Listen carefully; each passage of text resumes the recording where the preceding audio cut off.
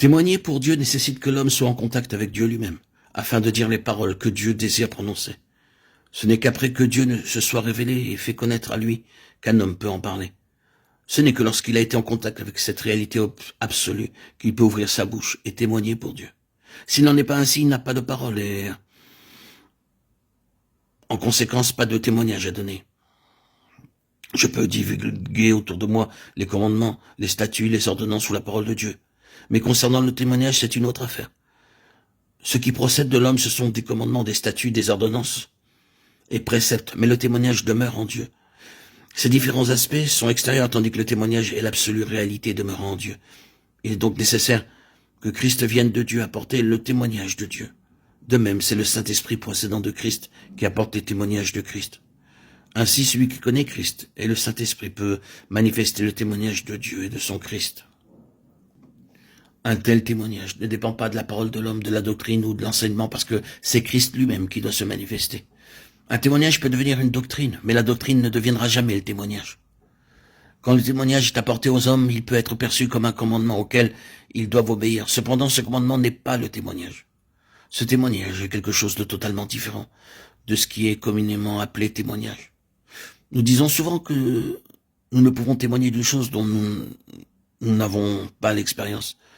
Cependant, nous comprenons bien que même l'expérience est trop limitée pour pouvoir être comparée à ce témoignage. Car ce témoignage est plus qu'une question d'expérience, il concerne le Seigneur lui-même. Du côté de l'homme, le témoignage est en effet une expérience.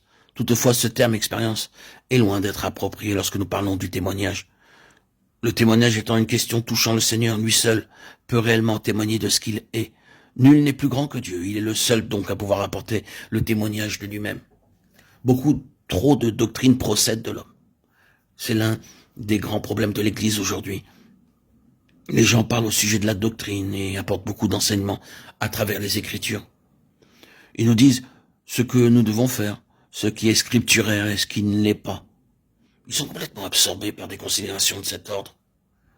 Mais le véritable témoignage est une question qui touche la réalité fondamentale. Ce n'est pas qu'en touchant Dieu lui-même que se manifeste le témoignage. Lisons de nouveau les 5 livres de Moïse et le psaume 119, et nous découvrirons que ce que Dieu appelle témoignage n'est absolument pas ce que nous entendons par ce mot.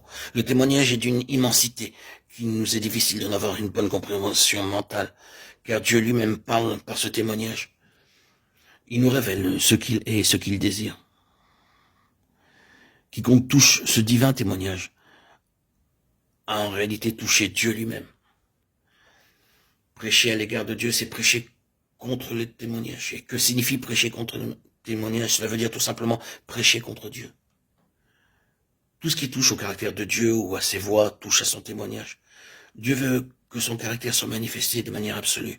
Et tout ce qui n'est pas représentatif de son caractère pêche contre son témoignage. Lorsque le témoignage de Dieu est impliqué, il ne perdra de vue aucune situation. Tout ce qui le blâme ou le représente faussement sera immédiatement traité, étant donné que cela affecte son caractère, sa position, et même ce qu'il est en lui-même.